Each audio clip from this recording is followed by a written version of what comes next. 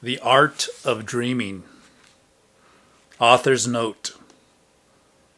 Over the past 20 years, I have written a series of books about my apprenticeship with a Mexican Yaqui Indian sorcerer, Don Juan Matus. I have explained in those books that he taught me sorcery, but not as we understand sorcery in the context of our daily world. The use of supernatural powers over others, or the calling of spirits through charms, spells, or rituals to produce supernatural effects. For Don Juan, sorcery was the act of embodying some specialized theoretical and practical premises about the nature and role of perception in molding the universe around us. Following Don Juan's suggestion, I have refrained from using shamanism, a category proper to anthropology, to classify his knowledge. I have called it all along what he himself called it, sorcery. On examination, however, I realized that calling it sorcery obscures even more the already obscure phenomena he presented to me in his teachings. In anthropological works, shamanism is described as a belief system of some native people of northern Asia, prevailing also among certain native North American Indian tribes, which maintains that an unseen world of ancestral spiritual forces, good and evil, is pervasive around us, and that these spiritual forces can be summoned or controlled through the acts of practitioners, who are the intermediaries between the natural and supernatural realms. Don Juan was indeed an intermediary between the natural world of everyday life and an unseen world, which he called not the supernatural, but the second attention. His role as a teacher was to make this configuration accessible to me. I have described in my previous work his teaching methods to this effect, as well as the sorcery arts he made me practice, the most important of which is called the art of dreaming. Don Juan contended that our world, which we believe to be unique and absolute, is only one in a cluster of consecutive worlds, arranged like the layers of an onion. He asserted that even though we have been energetically conditioned to perceive solely our world, we still have the capability of entering into those other realms, which are as real, unique, absolute, and engulfing as our own world is.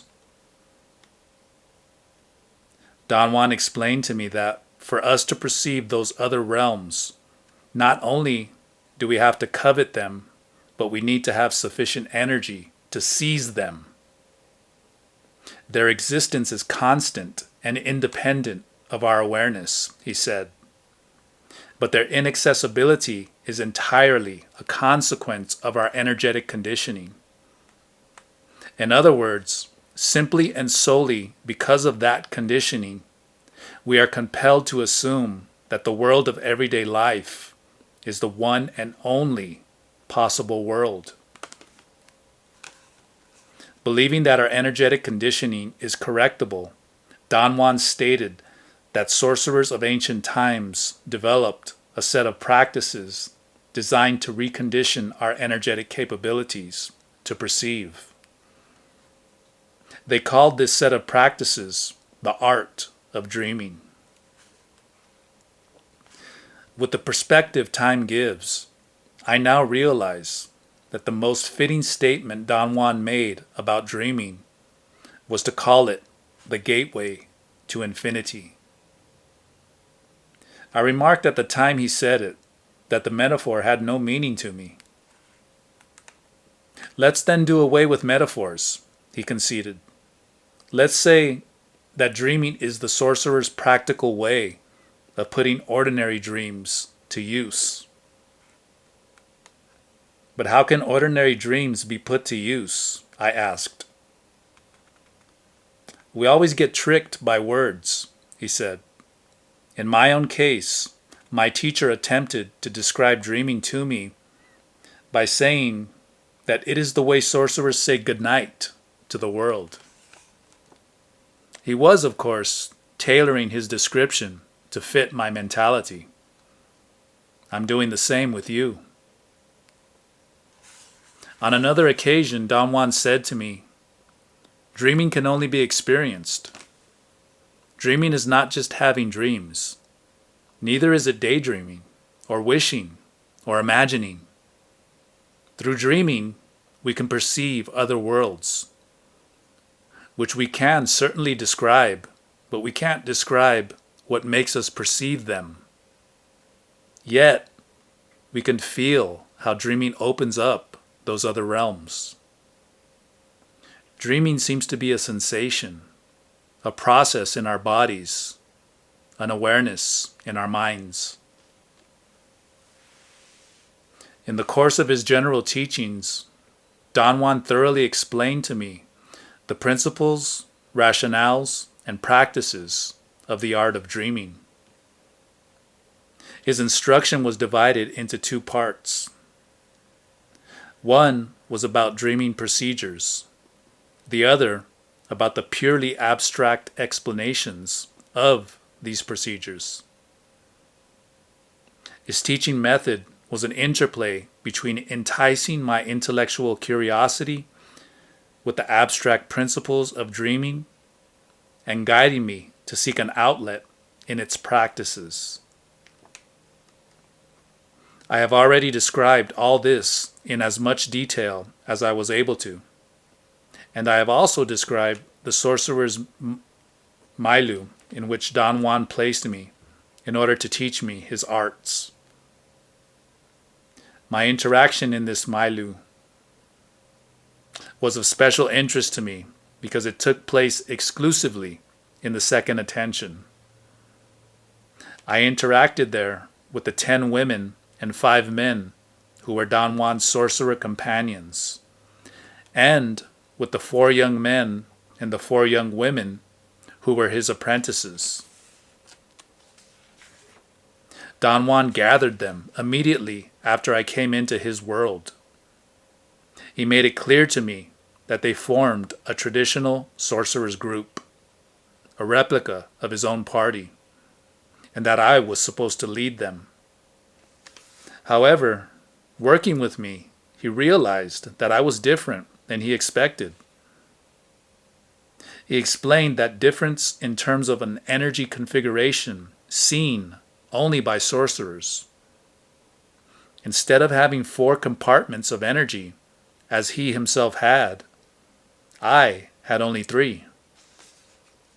Such a configuration, which he had mistakenly hoped was a correctable flaw, made me so completely inadequate for interacting with or leading those 8 apprentices that it became imperative for Don Juan to gather another group of people more akin to my energetic structure. I have written extensively about those events. Yet, I have never mentioned the second group of apprentices. Don Juan did not permit me to do so. He argued that they were exclusively in my field, and that the agreement I had with him was to write about his field, not mine. The second group of apprentices was extremely compact. It had only 3 members: a dreamer, Florinda Donner Grau, a stalker, Taisha Abelar, and a nawal woman, Carol Tiggs. We interacted with one another solely in the second attention. In the world of everyday life, we did not have even a vague notion of one another. In terms of our relationship with Don Juan, however, there was no vagueness.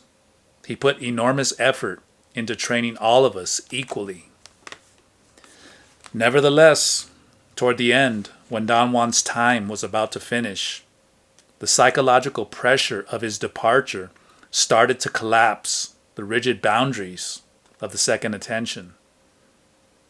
The result was that our interaction began to lapse into the world of everyday affairs, and we met, seemingly for the first time. None of us consciously knew about our deep and arduous interaction in the second attention. Since all of us were involved in academic studies, we ended up more than shocked when we found out we had met before.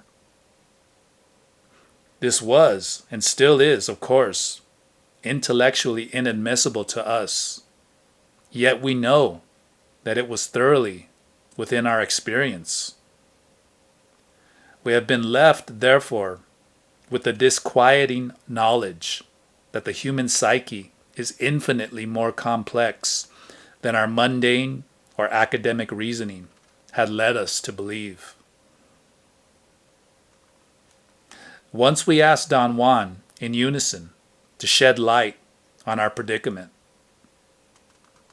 He said that he had two explanatory options. One was to cater to our hurt rationality and patch it up, saying that the second attention is a state of awareness as illusory as elephants flying in the sky, and that everything we thought we had experienced in that state was simply a product of hypnotic suggestions. The other option was to explain it the way sorcerer dreamers understand it, as an energetic configuration of awareness. During the fulfillment of my dreaming tasks, however, the barrier of the second attention remained unchanged.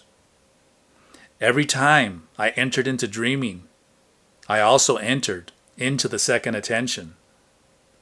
And waking up from dreaming did not necessarily mean I had left the second attention. For years, I could remember only bits of my dreaming experiences. The bulk of what I did was energetically unavailable to me. It took me 15 years of uninterrupted work from 1973 to 1988 to store enough energy to rearrange everything linearly in my mind. I remembered then sequences upon sequences of dreaming events, and I was able to fill in, at last, some seeming lapses of memory. In this manner, I captured the inherent continuity of Don Juan's lessons in the art of dreaming, a continuity that had been lost to me because of his making me weave between the awareness of our everyday life and the awareness of the second attention. This work is a result of that rearrangement. All this brings to me the final part of my statement, the reason for writing this book. Being in possession of most of the pieces of Don Juan's lessons in the art of dreaming, I would like to explain in a future work the current position and interest of his last four students, Florinda Donna Grau, Taisha Abelar, Carol Tiggs, and myself. But before I describe and explain the results of Don Juan's guidance and influence on us, I must review, in light of what I know now, the parts of Don Juan's lessons in dreaming to which I did not have access before. The definitive reason for this work, however, was given by Carol Tiggs. Her belief is that explaining the world that Don Juan made us inherit is the ultimate expression of our gratitude to him and our commitment to his quest. Chapter 1, Sorcerers of Antiquity, an Introduction. Don Juan stressed, time and time again, that everything he was teaching me had been envisioned and worked out by men he referred to as sorcerers of antiquity. He made it very clear that there was a profound distinction between those sorcerers and the sorcerers of modern times. He categorized sorcerers of antiquity as men who existed in Mexico perhaps thousands of years before the Spanish conquest. Men whose greatest accomplishment had been to build the structures of sorcery, emphasizing practicality and concreteness. He rendered them as men who were brilliant, but lacking in wisdom. Modern sorcerers, by contrast, Don Juan portrayed as men renowned for their sound minds and their capacity to rectify the course of sorcery if they deemed it necessary. Don Juan explained to me that the sorcery premises pertinent to dreaming were naturally envisioned and developed by sorcerers of antiquity. Out of necessity for those premises are key in explaining and understanding dreaming. I again have to write about and discuss them. The major part of this book is, therefore, a reintroduction and amplification of what I have presented in my previous works. During one of our conversations, Don Juan stated that in order to appreciate the position of dreamers and dreaming, one has to understand the struggle of modern-day sorcerers to steer sorcery away from concreteness toward the abstract. What do you call concreteness, Don Juan? I asked.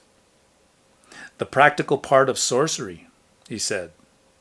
The obsessive fixation of the mind on practices and techniques. The unwarranted influence over people. All of these were in the realm of the sorcerers of the past. And what do you call the abstract? The search for freedom. Freedom to perceive without obsessions. All that's humanly possible. I say that present-day sorcerers seek the abstract because they seek freedom. They have no interest in concrete gains. There are no social functions for them, as there were for the sorcerers of the past. So you'll never catch them being the official seers or the sorcerers in residence. Do you mean, Don Juan, that the past has no value to modern-day sorcerers? It certainly has value. It's the taste of that past which we don't like. I personally detest the darkness and morbidity of the mind. I like the immensity of thought. However, regardless of my likes and dislikes, I have to give credit due to the sorcerers of antiquity, for they were the first to find out and do everything we know and do today. Don Juan explained that their most important attainment was to perceive the energetic essence of things. This insight was of such importance that it was turned into the basic premise of sorcery. Nowadays, after lifelong discipline and training, sorcerers do acquire the capacity to perceive the essence of things, a capacity they call seeing. What would it mean to me to perceive the energetic essence of things? I once asked Don Juan. It would mean that you perceive energy directly, he replied. By separating the social part of perception, you'll perceive the essence of everything. Whatever we are perceiving is energy. But since we can't directly perceive energy, we process our perception to fit a mold. This mold is the social part of perception, which you have to separate. Why do I have to separate it? Because it deliberately reduces the scope of what can be perceived and makes us believe that the mold into which we fit our perception is all that exists. I am convinced that for man to survive now, his perception must change at its social base. What is this social base of perception, Don Juan? The physical certainty that the world is made of concrete objects. I call this a social base because a serious and fierce effort is put out by everybody to guide us to perceive the world the way we do. How then should we perceive the world? Everything is energy.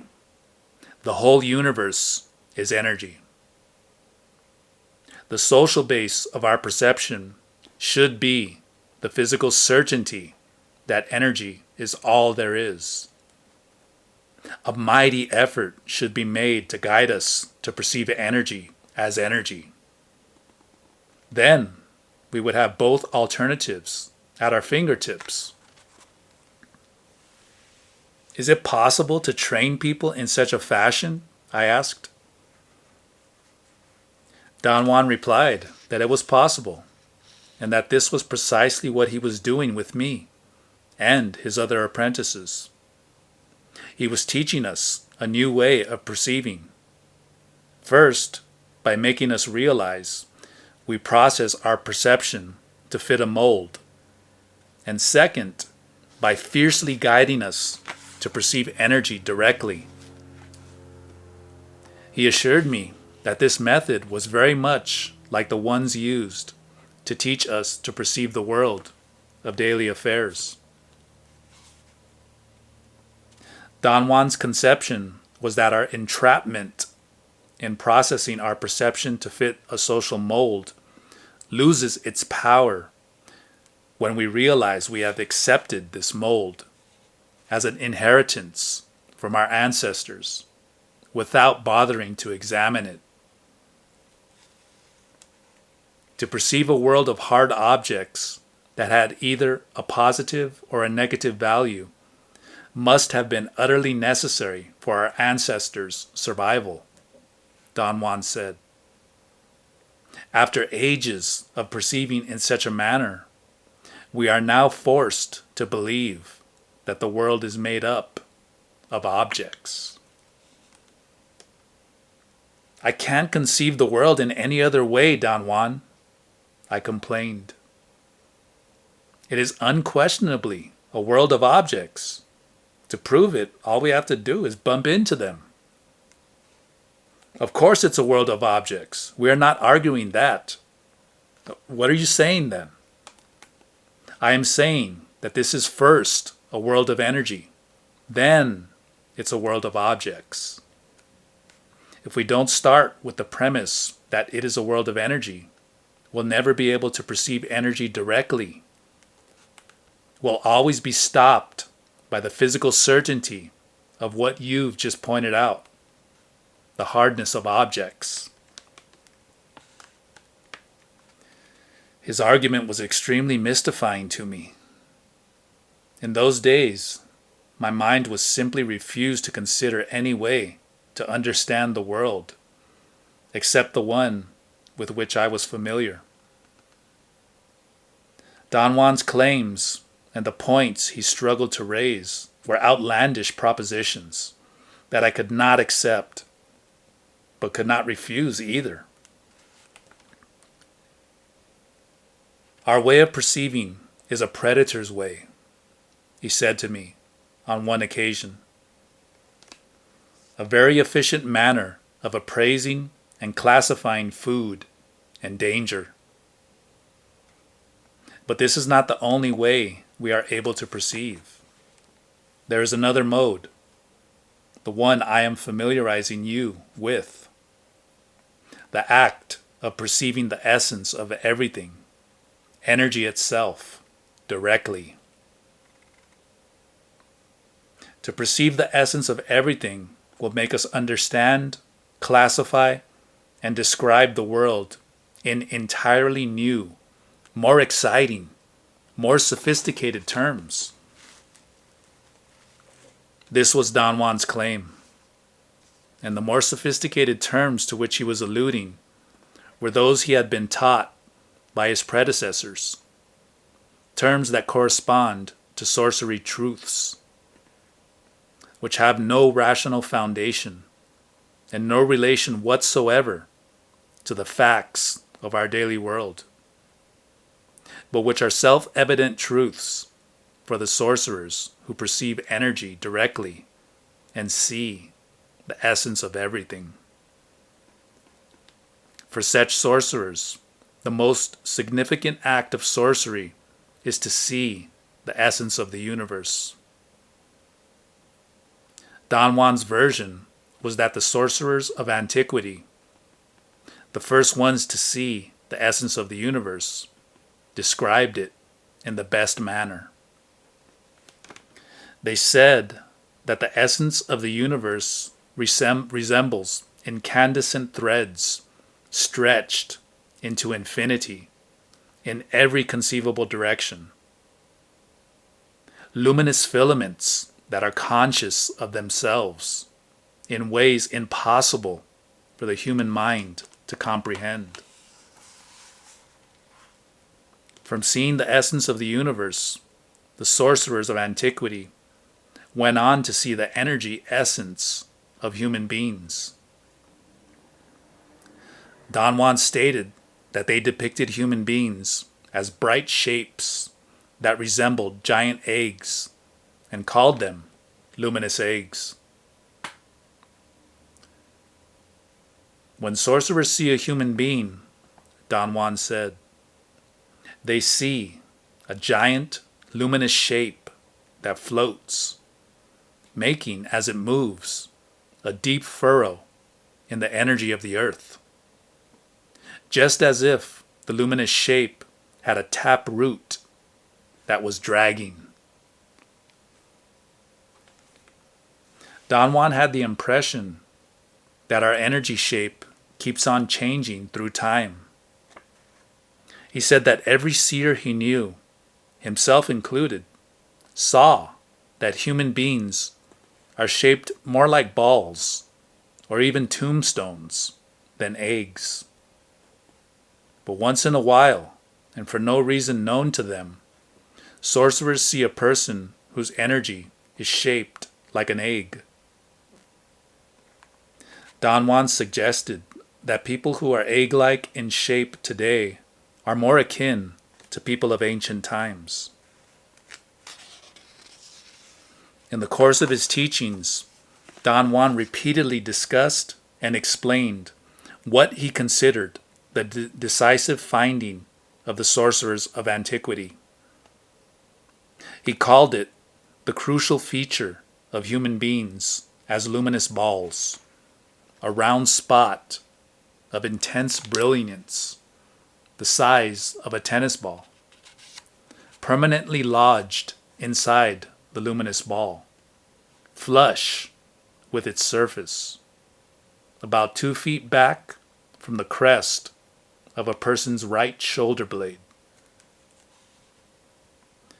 Since I had trouble visualizing this the first time Don Juan described it to me, he explained that the luminous ball is much larger than the human body, that the spot of intense brilliance is part of this ball of energy, and that it is located on a place at the height of the shoulder blades, an arm's length from a person's back. He said that the old sorcerers named it the assemblage point after seeing what it does. What does the assemblage point do? I asked. It makes us perceive, he replied. The old sorcerers saw that, in human beings, perception is assembled there, on that point. Seeing that all living beings have such a point of brilliance, the old sorcerers surmised that perception in general must take place on that spot, in whatever pertinent manner. What did the old sorcerers see that made them conclude that perception takes place on the assemblage point? I asked. He answered that first they saw that out of the millions of the universe's luminous energy filaments passing through the entire luminous ball, only a small number passed directly through the assemblage point, as should be expected, since it is small in comparison with the whole. Next, they saw that a spherical extra glow, slightly bigger than the assemblage point, always surrounds it, greatly intensifying the luminosity of the filaments passing directly through that glow. Finally, they saw two things. One, that the assemblage points of human beings can dislodge themselves from the spot where they are usually located. And two, that when the assemblage point is on its habitual position, perception and awareness seem to be normal, judging by the normal behavior of the subjects being observed. But when their assemblage points and surrounding glowing spheres are on a different position than the habitual one, their unusual behavior seems to be the proof that their awareness is different, that they are perceiving in an unfamiliar manner. The conclusions the old sorcerers drew from all this was that the greater the displacement of the assemblage point from its customary position, the more unusual the consequent behavior, and evidently the consequent awareness and perception. Notice that when I talk about seeing, I always say having the appearance of, or seemed like. Don Juan warned me. Everything one sees is so unique that there is no way to talk about it except by comparing it to something known to us.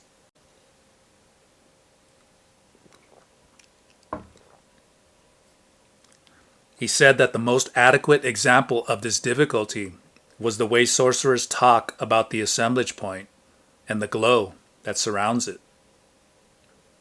They describe them as brightness. Yet, it cannot be brightness, because seers see them without their eyes. They have to fill out the difference, however, and say that the assemblage point is a spot of light, and that around it there is a halo, a glow. Don Juan pointed out that we are so visual, so ruled by our predator's perception, that everything we see must be rendered in terms of what the predator's eye normally sees. After seeing what the assemblage point and its surrounding glow seemed to be doing, Don Juan said that the old sorcerers advanced an explanation.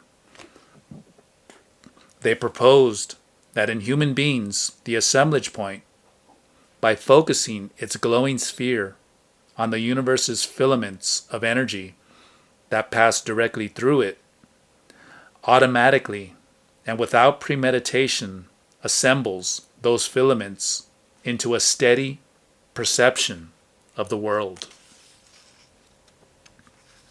How are those filaments you talk about assembled into a steady perception of the world? I asked. No one can possibly know that, he emphatically replied. Sorcerers see the movement of energy, but just seeing the movement of energy cannot tell them how or why energy moves. Don Juan stated that seeing that millions of conscious energy filaments pass through the assemblage point, the old sorcerers postulated that in passing through it, they come together, amassed by the glow that surrounds it.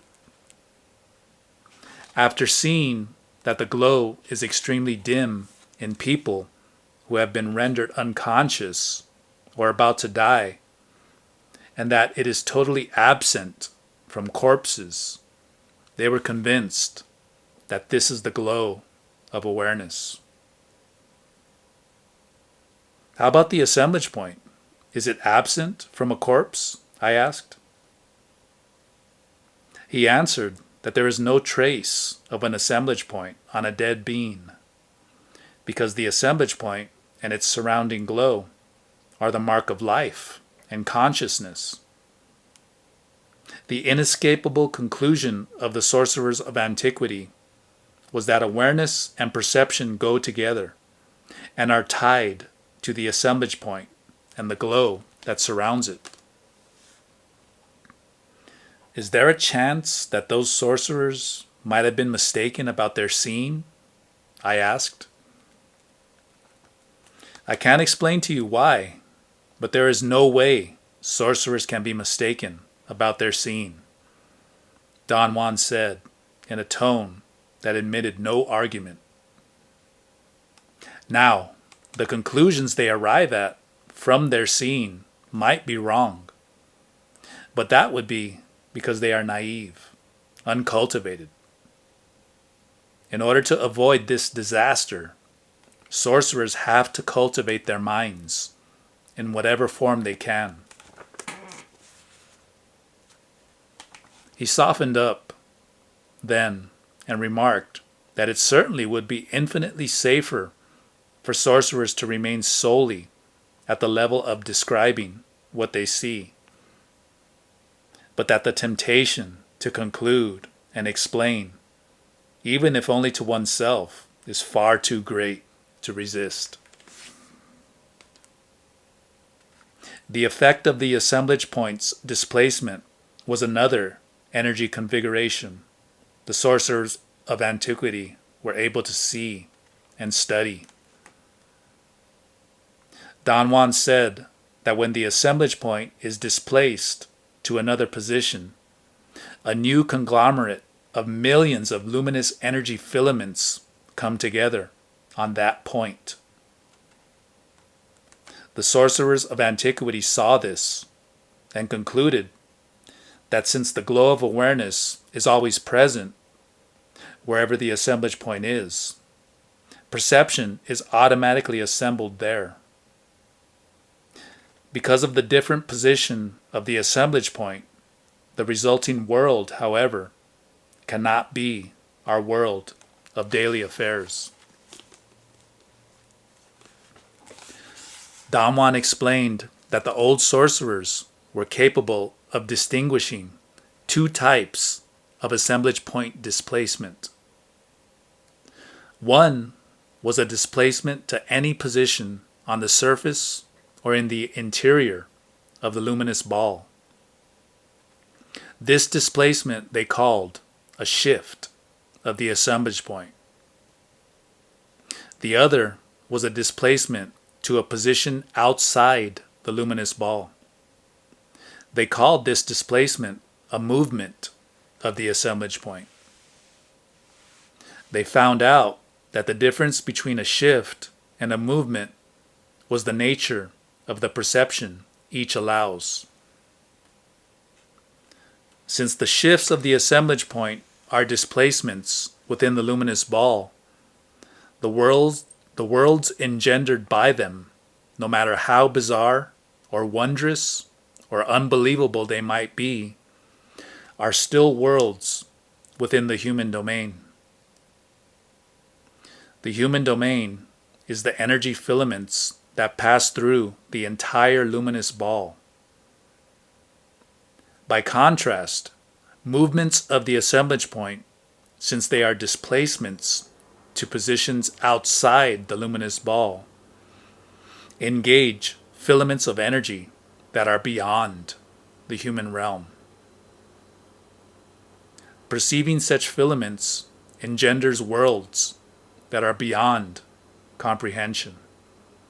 Inconceivable worlds with no trace of human antecedents in them.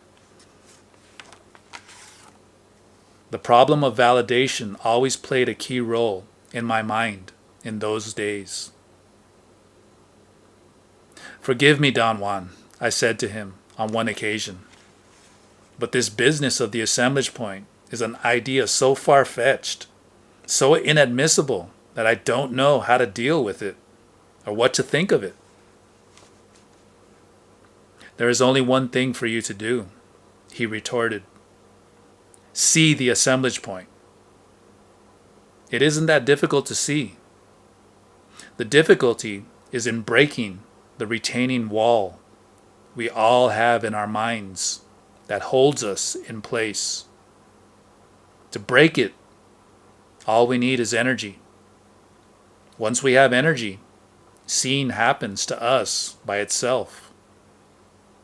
The trick is in abandoning our fort of self-complacency and false security. It is obvious to me, Don Juan, that it takes a lot of knowledge to see. It isn't just a matter of having energy. It is just a matter of having energy. Believe me.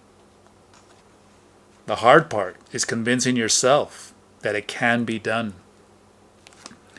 For this, you need to trust the nawal. The marvel of sorcery is that every sorcerer has to prove everything with his own experience. I am telling you about the principles of sorcery, not with the hope that you will memorize them, but with the hope that you will practice them. Don Juan was certainly right about the need for trusting. In the beginning stages of my 13-year apprenticeship with him, the hardest thing for me was to affiliate myself with his world and his person. This affiliating meant that I had to learn to trust him implicitly and accept him without bias as the nawal. Don Juan's total role in the sorcerer's world was synthesized in the title accorded to him by his peers. He was called the nawal. It was explained to me that this concept refers to any person, male or female, who possesses a specific kind of energy configuration, which to a seer appears as a double luminous ball. Seers believe that when one of these people enters into the sorcerer's world, that extra load of energy is turned into a measure of strength and the capacity for leadership. Thus, the nawal is the natural guide, the leader of a party of sorcerers. At first, to feel such a trust for Don Juan was quite disturbing to me, if not altogether odious. When I discussed it with him, he assured me that to trust his teacher in such a manner had been just as difficult for him.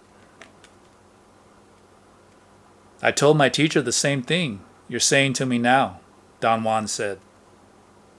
He replied that without trusting the nawal, there is no possibility of relief, and thus no possibility of clearing the debris from our lives in order to be free. Don Juan reiterated how right his teacher had been, and I reiterated my profound disagreement. I told him that being reared in a stifling religious environment had had dreadful effects on me, and that his teacher's statements and his own acquiescence to his teacher reminded me of the obedience dogma that I had to learn as a child and that I abhorred. It sounds like you're voicing a religious belief when you talk about the nawal, I said. You may believe whatever you want, Don Juan replied, undauntedly. The fact remains, there is no game without the nawal. I know this, and I say so. And so did all the nawals who preceded me. But they didn't say it from the standpoint of self-importance, and neither do I. To say there is no path without the nawal is to refer totally to the fact that the man, the nawal, is a nawal because he can reflect the abstract, the spirit, better than others. But that's all.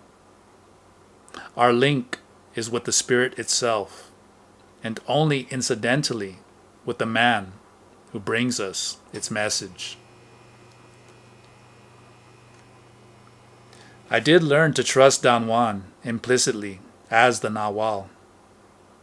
And this, as he stated it, brought me an immense sense of relief and a greater capacity to accept what he was striving to teach me. In his teachings, he put a great emphasis on explaining and discussing the assemblage point. I asked him once if the assemblage point had anything to do with the physical body. It has nothing to do with what we normally perceive as the body, he said. It's part of the luminous egg, which is our energy self. How is it displaced? I asked. Through energy currents, jolts of energy originating outside or inside our energy shape. These are usually unpredictable currents that happen randomly. But with sorcerers, they are very predictable currents that obey the sorcerer's intent. Can you yourself feel these currents? Every sorcerer feels them. Every human being does, for that matter. But average human beings are too busy with their own pursuits to pay any attention to feelings like that. What do those currents feel like? Like a mild discomfort, a vague sensation of sadness, followed immediately by euphoria. Since neither the sadness nor the euphoria has an explainable cause, we never regard them as veritable onslaughts of the unknown, but as unexplainable, ill-founded moodiness. What happens when the assemblage point moves outside the energy shape? Does it hang outside, or is it attached to the luminous ball? It pushes the contours of the energy shape out without breaking its energy boundaries. Don Juan explained that the end result of a movement of the assemblage point is a total change in the energy shape of a human being. Instead of a ball or an egg, it becomes something resembling a smoking pipe. The tip of the stem is the assemblage point, and the bowl of the pipe is what remains of the luminous ball. If the assemblage point keeps on moving, a moment comes when the luminous ball becomes a thin line of energy. Don Juan went on to explain that the old sorcerers were the only ones who accomplished this feat of energy shape transformation. And I asked him whether in their new energetic shape those sorcerers were still men Of course they were still men, he said. But I think what you want to know is if they were still men of reason, trustworthy persons. Well, not quite. In what way were they different? In their concerns. Human endeavors and preoccupations had no meaning whatsoever to them. They also had a definite new appearance. Do you mean that they didn't look like men? It's very hard to tell what was what about those sorcerers. They certainly looked like men. What else would they look like? But they were not quite like what you or I would expect. Yet, if you pressed me to tell in what way they were different, I would go in circles, like a dog chasing its tail. Have you ever met one of those men, Don Juan? Yes, I have met one. What did he look like? As far as looks, he looked like a regular person. Now, it was his behavior that was unusual. In what way was it unusual? All I can tell you is that the behavior of the sorcerer I met is something that defies the imagination. But to make it a matter of merely behavior is misleading. It is really something you must see to appreciate. Were all those sorcerers like the one you met? Certainly not. I don't know how the others were, except through sorcerers' stories, handed down from generation to generation. And those stories portray them as being quite bizarre. Do you mean monstrous? Not at all. They say that they were very likable, but extremely scary. They were more like unknown creatures. What makes mankind homogeneous is the fact that we are all luminous balls. And those sorcerers were no longer balls of energy, but lines of energy that were trying to bend themselves into circles, which they couldn't quite make. What finally happened to them, Don Juan? Did they die? Sorcerers' stories say that because they had succeeded in stretching their shapes, they had also succeeded in stretching the duration of their consciousness. So they are alive and conscious to this day. There are stories about their periodic appearances on the earth. What do you think of all this yourself, Don Juan? It is too bizarre for me. I want freedom. Freedom to retain my awareness and yet disappear into the vastness. In my personal opinion, those old sorcerers were extravagant, obsessive, capricious men who got pinned down by their own machinations. But don't let my personal feelings sway you. The old sorcerers' accomplishment is unparalleled. If nothing else, they prove to us that man's potentials are nothing to sneeze at. Another topic of Don Juan's explanations was the indispensability of energetic uniformity and cohesion for the purpose of perceiving. His contention was that mankind perceives the world we know, in the terms we do, only because we share energetic uniformity and cohesion. He said that we automatically attain these two conditions of energy in the course of our rearing, and that they are so taken for granted we do not realize their vital importance until we are faced with the possibility of perceiving worlds other than the world we know.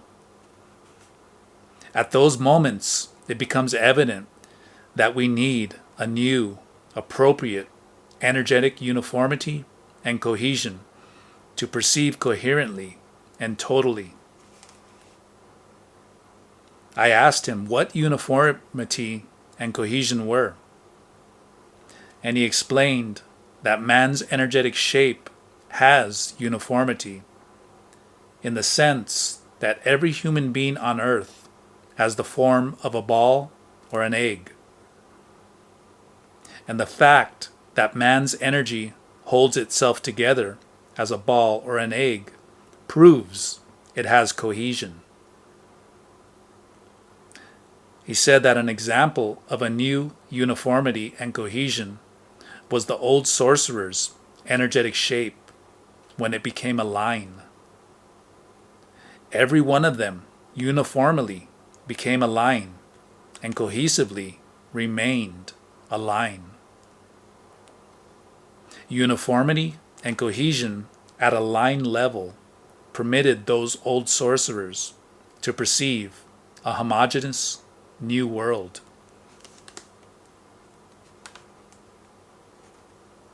How are uniformity and cohesion acquired? I asked.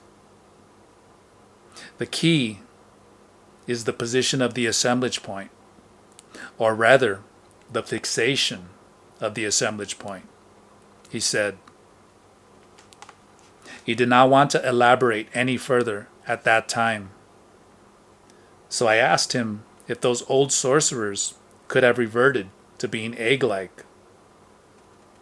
He replied that at one point they could have, but that they did not. And then the line cohesion set in and made it impossible for them to go back.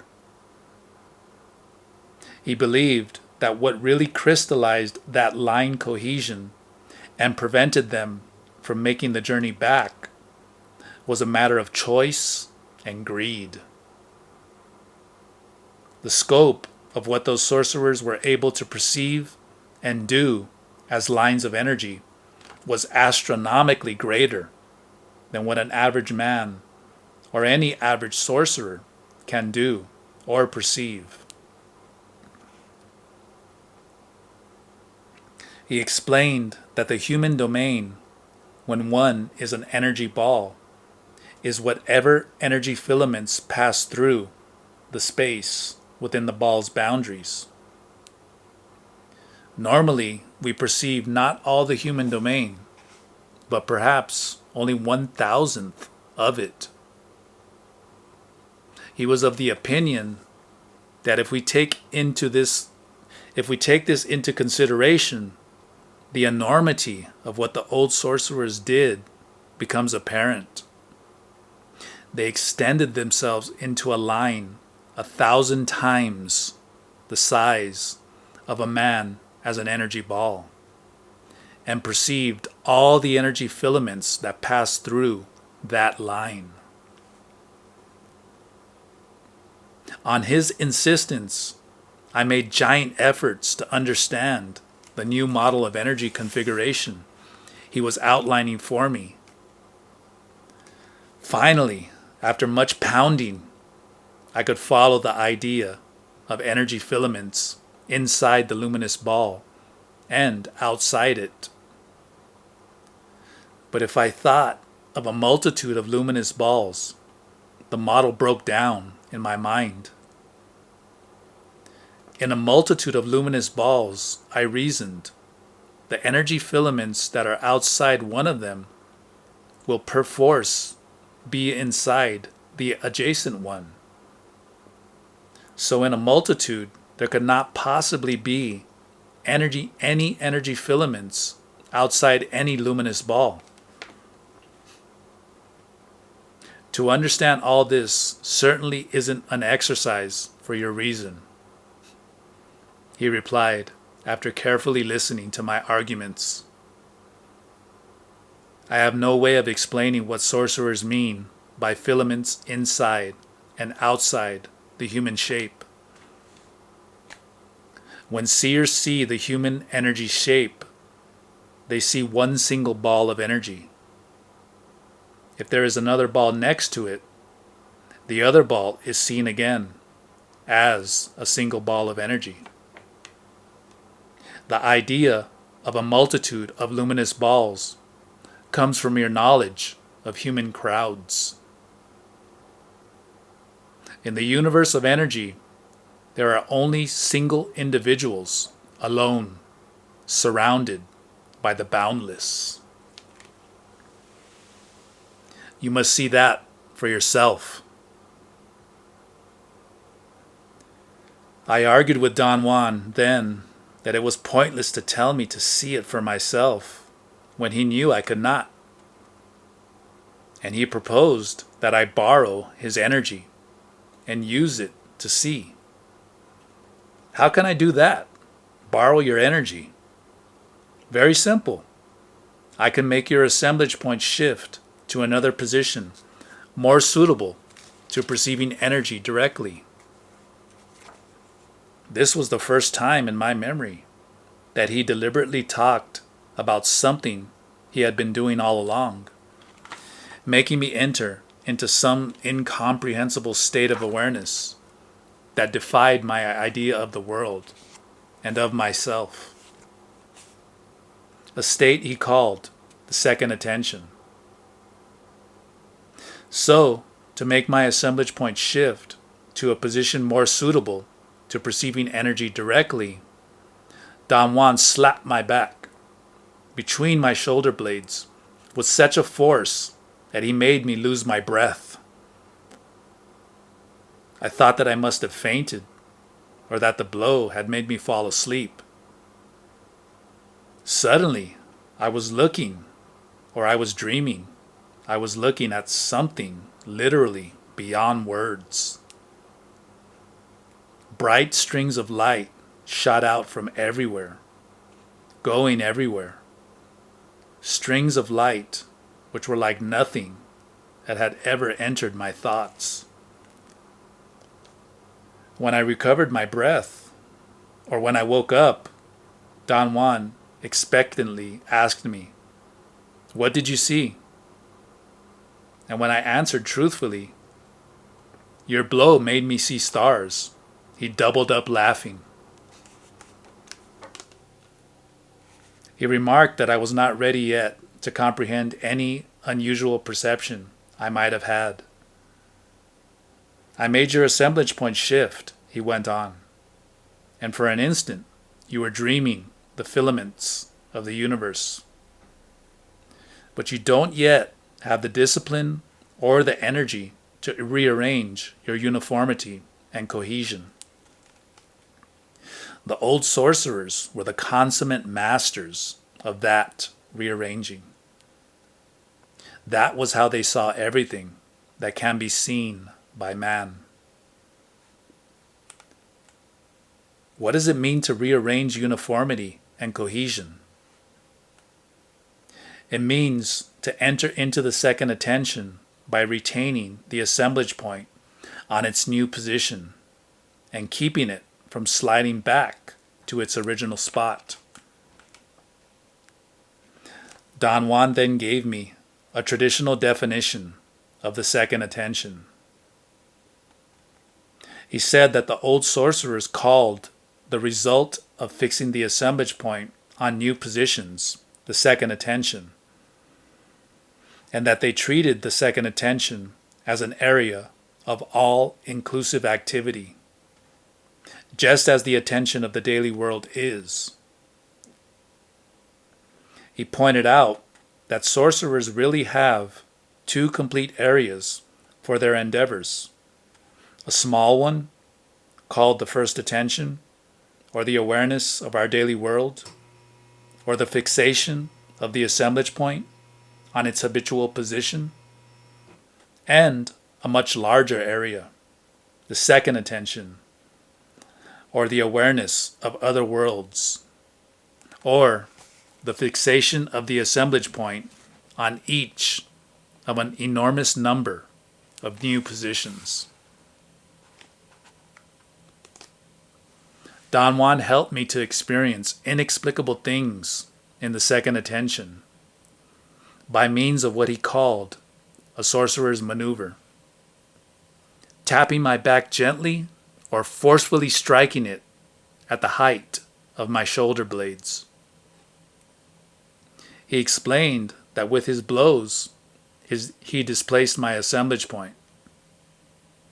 From my experiential position, such displacements meant that my awareness used to enter into a most disturbing state of unequaled clarity, a state of superconsciousness, which I enjoyed for short periods of time, and in which I could understand anything with minimal preambles.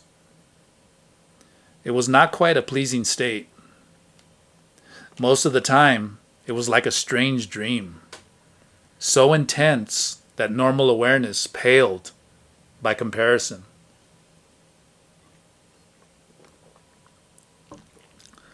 Don Juan justified the indispensability of such a maneuver, saying that in normal awareness, a sorcerer teaches his apprentices basic concepts and procedures, and in the second attention, he gives them abstract and detailed explanations. Ordinarily, apprentices do not remember these explanations at all. Yet, they somehow store them, faithfully intact in their memories. Sorcerers have used this seeming peculiarity of memory and have turned remembering everything that happens to them in the second attention into one of the most difficult and complex traditional tasks of sorcery. Sorcerers explain this seeming peculiarity of memory and the task of remembering, saying that every time anyone enters into the second attention, the assemblage point is on a different position. To remember then means to relocate the assemblage point on the exact position it occupied at the time those entrances into the second attention occurred. Don Juan assured me not only that sorcerers have total and absolute recall, but that they relive every experience they had in the second attention by this act of returning their assemblage point to each of those specific positions. He also assured me that sorcerers dedicate a lifetime to fulfilling this task of remembering. In the second attention, Don Juan gave me very detailed explanations of sorcery, knowing that the accuracy and fidelity of such instruction will remain with me, faithfully intact, for the duration of my life. About this quality of faithfulness, he said, learning something in the second attention is just like learning when we were children. What we learn remains with us for life. It's second nature with me. We say when it comes to something we've learned very early in life. Judging from where I stand today, I realize that Don Juan made me enter as many times as he could into the second attention in order to force me to sustain for long periods of time new positions of my assemblage point and to perceive coherently in them. That is to say, he aimed at forcing me to rearrange my uniformity and cohesion. I succeeded countless times in perceiving everything as precisely as I perceive in the daily world. My problem was my incapacity to make a bridge between my actions in the second attention and my awareness of the daily world. It took a great deal of effort and time for me to understand what the second attention is. Not so much because of its intricacy and complexity, which are indeed extreme, but because once I was back in my normal awareness, I found it impossible to remember, not only that I had entered into the second attention, but that such a state existed at all. Another monumental breakthrough that the old sorcerers claimed, and that Don Juan carefully explained to me, was to find out that the assemblage point becomes very easily displaced during sleep. This realization triggered another one, that dreams are totally associated with that displacement. The old sorcerers saw that the greater the displacement, the more unusual the dream, or vice versa. The more unusual the dream, the greater the displacement. Don Juan said that this observation led them to devise extravagant techniques to force the displacement of the assemblage point, such as ingesting plants that can produce altered states of consciousness, subjecting themselves to states of hunger, fatigue, and stress, and especially controlling dreams. In this fashion, and perhaps without ever knowing it, they created dreaming. One day, as we strolled around the plaza in the city of Oaxaca, Don Juan gave me the most coherent definition of dreaming from a sorcerer's standpoint. Sorcerers view dreaming as an extremely sophisticated art, he said.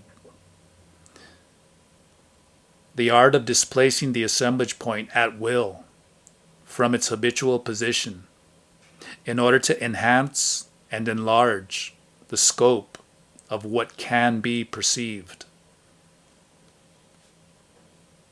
He said that the old sorcerers anchored the art of dreaming on 5 conditions they saw in the energy flow of human beings. 1. They saw that only the energy filaments that pass directly through the assemblage point can be assembled into coherent perception. 2.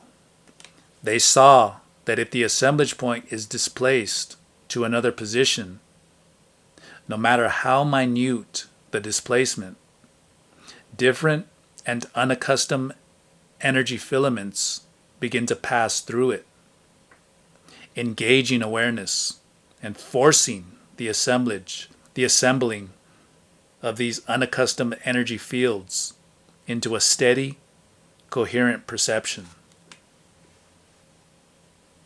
3.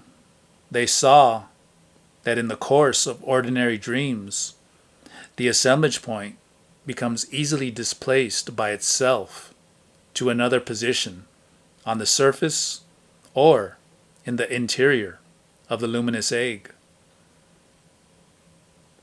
4. They saw that the assemblage point can be made to move to positions outside the luminous egg, into the energy filaments of the universe at large. And 5. They saw that through discipline, it is possible to cultivate and perform in the course of sleep and ordinary dreams a systematic displacement of the assemblage point.